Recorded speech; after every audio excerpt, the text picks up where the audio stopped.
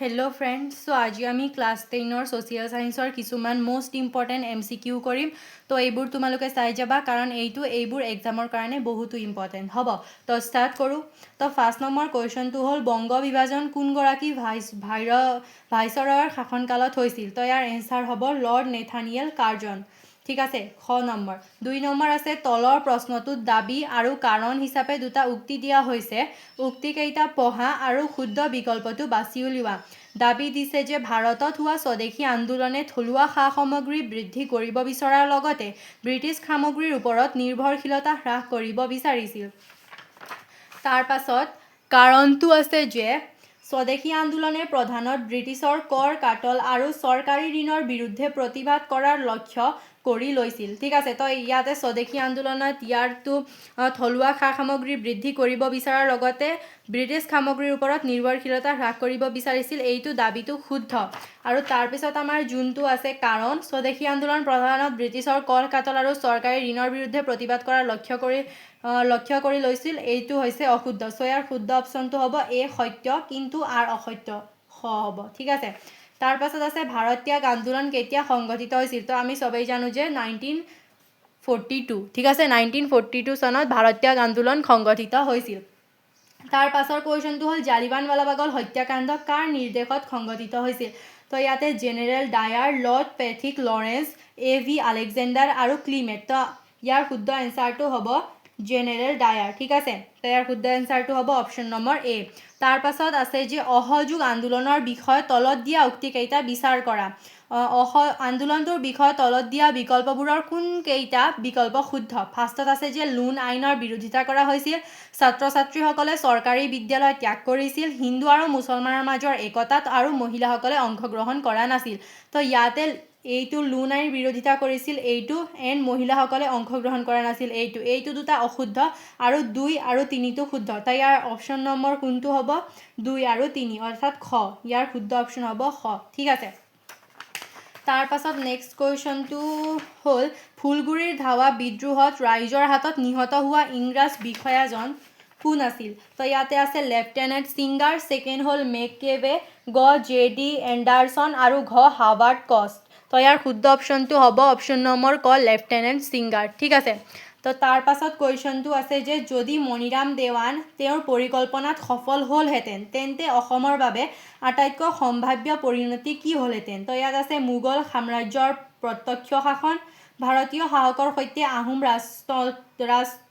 ৰাজত্বৰ পুনৰ প্ৰতিষ্ঠা, ভাৰতৰ পৰা সম্পূৰ্ণ স্বাধীনতা আৰু ফ্ৰান্সৰ উপনিৱেশ। তো ইয়াৰ শুদ্ধ অপশ্যনটো হ'ব ভাৰতৰ শাসকৰ সৈতে আহোম ৰাজত্বৰ পুনৰ প্ৰতিষ্ঠা। ঠিক আছে, তাৰ পাছত 8 নম্বৰটো আছে যে তলৰ কৃষক বিদ্ৰোহৰ ঘটনাবোৰ প্ৰথমবাৰৰ পৰা শেষলৈ সজোৱা। লাচিমা, ফুলগুৰি ধাৱা, ৰঙিয়া, পথৰুঘাট হ'ব। তো ইয়াতে ফুলগুৰি ধোঁৱা হৈছিল 1861। ঠিক আছে, ফুলগুৰি ধোঁৱা 1861। তাৰ পাছত আছে ৰাইজমেল, ৰঙিয়া হৈছিল 1861 আৰু ফুলগুৰিৰ ধাৱাও হৈছিল 1861।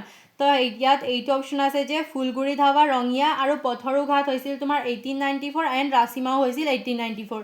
তো ইয়াতে এই দুটাই অপশ্যন শুদ্ধ হ'ব। ঠিক আছে, তো ইয়াৰ গ আৰু ঘ অপশ্যন দুটা শুদ্ধ হ'ব। তাৰ পাছত আছে 14 বছৰীয়া কনকলতা বৰুৱা কোনটো আন্দোলনত শ্বহীদ হৈছিল? এ নম্বৰ আছে ভাৰত ত্যাগ আন্দোলন, বি আছে অসহযোগ আন্দোলন, চি স্বদেশী এণ্ড ডি সত্যাগ্ৰহ। তো ইয়াৰ শুদ্ধ অপশ্যনটো হ'ব ভাৰত ত্যাগ আন্দোলন। 10 নম্বৰটো হ'ল হেমকোষৰ ৰচক কোন? তো ইয়াৰ শুদ্ধ অপশ্যনটো হ'ব হেমচন্দ্ৰ বৰুৱা, আমি সকলোৱে জানো। তাৰ পাছত আছে জোনাকীৰ প্ৰথম সম্পাদক কোন? হেমচন্দ্ৰ বৰুৱা, হেমচন্দ্ৰ গোস্বামী, জগন্নাথ বৰুৱা, তাৰ পাছত চন্দ্ৰকুমাৰ আগৰৱালা। তো ইয়াৰ শুদ্ধ অপশ্যনটো চন্দ্ৰকুমাৰ আগৰৱালা। তাৰ পাছত আছে যে তলত দিয়াবোৰ মিলোৱা আৰু শুদ্ধ উত্তৰটো বাছি উলিওৱা। তো অম্বিকাগিৰি ৰায়চৌধুৰী জ্ঞান প্ৰদায়িনী সভা, পদ্মনাথ গোহাঁই বৰুৱা বন্দিনী ভাৰত, লক্ষ্মীনাথ বেজবৰুৱা আহোম সভা, আনন্দৰাম ঢেকিয়াল ফুকন বিনবৰাগী। তো আমি জানো যে অম্বিকাগিৰি ৰায়চৌধুৰীয়ে বন্দিনী ভাৰত লিখিছিল, দেন পদ্মনাথ গোহাঁই বৰুৱা আহোম সভাৰ সভাপতি আছিল, লক্ষ্মীনাথ বেজবৰুৱা বিনবৰাগী ৰচনা কৰিছিল, এণ্ড আনন্দৰাম ঢেকিয়া ফুকন আছিল জ্ঞান প্ৰদায়িনী সভাৰ। তো ইয়াতে 1 to B হ'ব। ঠিক আছে, 1 to B আছে, তাৰপিছত 2 to C হ'ব, 2 to C, 3 to D হ'ব, এণ্ড 4 to A। তো অপশ্যন নম্বৰ এইটো শুদ্ধ। তাৰ পাছত আছে ভাৰতৰ 3টা স্থাপত্য উল্লেখ কৰা। সাঁচিৰ স্তূপ, অজন্তাৰ ইউনেস্কোৰ দ্বাৰা বিশ্ব ঐতিহ্য ক্ষেত্ৰ হিচাপে তালিকাভুক্ত কৰা হ'ব। খাচীৰ স্তূপ, অজন্তাৰ গুহা, তাজমহল এণ্ড লালকিল্লা। চ' লালকিল্লা নহয়, তো ইয়াৰ শুদ্ধ অপশ্যনটো হ'ব 1, 2 আৰু 3 এইটো। তাৰ পাছত আছে যে পৃথিৱীৰ আদিমতম লিখিত ধৰ্মগ্ৰন্থখনৰ নাম কি? তো চবে জানো এইটো হ'ব ঋগ্বেদ। তাৰ পাছত আছে তলৰ কোনবিধ ভাৰতীয় ধ্ৰুপদী নৃত্য অন্ধ্ৰপ্ৰদেশৰ? তো ইয়াতে আছে কথাকলি, কুচিপুড়ি, ভাৰতনাট্যম আৰু উৰিষ্যি। তো ইয়াৰ অপশ্যনটো শুদ্ধ হ'ব কুচিপুড়ি।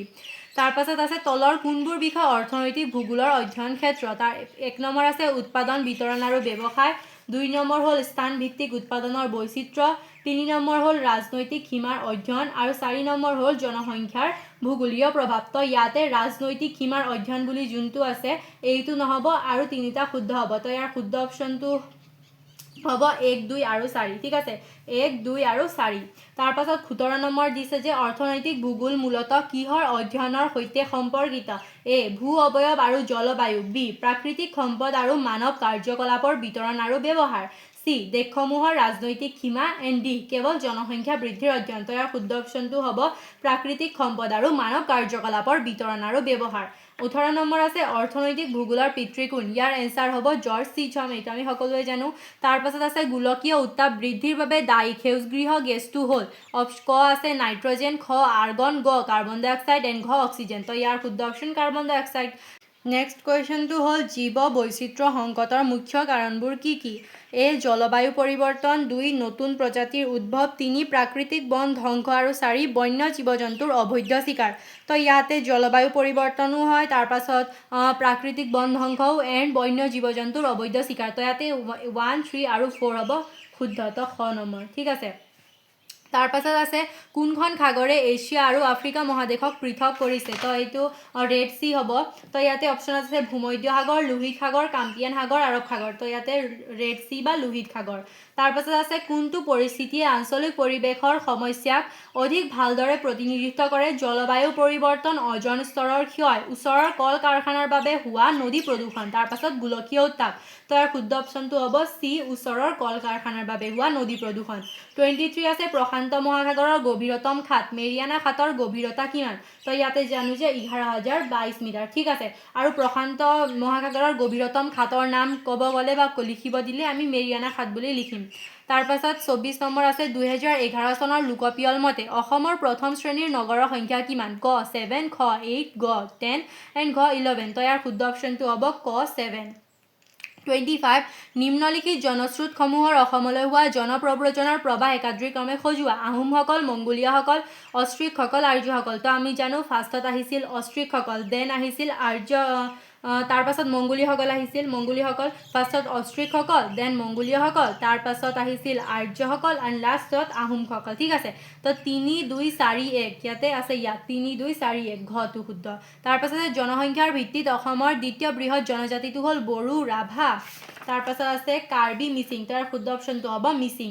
তাৰ পাছত আছে অসমৰ আটাইতকৈ কম জনজাতি থকা জিলাখনৰ নাম, ইয়াৰ শুদ্ধ অপশ্যনটো হ'ব ডিমা হাছাও। ভাৰতীয় সংবিধানৰ 1976 চনত হোৱা 42 নং সংশোধনী আইনৰ জৰিয়তে কোনটো শব্দ প্ৰস্তাৱনাত সংযোজন কৰা হৈছিল? ক আছে সাৰ্বভৌম, খ গণতান্ত্ৰিক, গ গণৰাজ্য, ঘ সমাজবাদী। তো ইয়াৰ শুদ্ধ অপশ্যনটো হ'ব সমাজবাদী। 29 তলৰ প্ৰশ্নটোত দাবী আৰু কাৰণ হিচাপে 2টা উক্তি দিয়া হৈছে। উক্তিকেইটা পঢ়া আৰু শুদ্ধ বিকল্পটো বাছি উলিওৱা। এ যুক্তৰাষ্ট্ৰীয় ব্যৱস্থাটো সহযোগিতামূলক যুক্তৰাষ্ট্ৰীয় ব্যৱস্থা হিচাপে জনা যায়। তাৰ পাছত আছে আৰ ভাৰতীয় যুক্তৰাষ্ট্ৰীয় ব্যৱস্থাটো প্ৰধানকৈ কেন্দ্ৰ আৰু ৰাজ্যৰ সহযোগিতাৰ ওপৰত বৰ্তি আছে। তো ইয়াতে অপশ্যন আছে এ শুদ্ধ কিন্তু আৰ অশুদ্ধ, এ শুদ্ধ কিন্তু আৰ শুদ্ধ, এ আৰু আৰ দুয়োটা শুদ্ধ কিন্তু আৰ এৰ সঠিক ব্যাখ্যা নহয়। তাৰ পাছত আছে এ আৰু আৰ দুয়োটা শুদ্ধ আৰু আৰ এৰ সঠিক ব্যাখ্যা। তো ইয়াৰ হ'ব ঘ আৰ আৰু এ দুয়োটা সত্য বা শুদ্ধ আৰু আৰ এৰ সঠিক ব্যাখ্যা। তাৰ পাছত আছে ৰাষ্ট্ৰীয় মানৱ অধিকাৰ আয়োগৰ সভাপতি কোন? ইয়াতে আছে কোনো উচ্চ ন্যায়ালয়ৰ প্ৰাক্তন মুখ্য ন্যায়াধীশ, উচ্চতম ন্যায়ালয়ৰ প্ৰাক্তন মুখ্য ন্যায়াধীশ, কোনো উচ্চ ন্যায়ালয়ৰ এজন প্ৰাক্তন মুখ্য ন্যায়াধীশ এণ্ড উচ্চতম ন্যায়ালয়ৰ এজন প্ৰাক্তন ন্যায়াধীশ। প্ৰাক্তন ন্যায়াধীশ। তাৰ শুদ্ধ অপশ্যনটো হ'ব খ উচ্চতম ন্যায়ালয়ৰ প্ৰাক্তন মুখ্য ন্যায়াধীশ।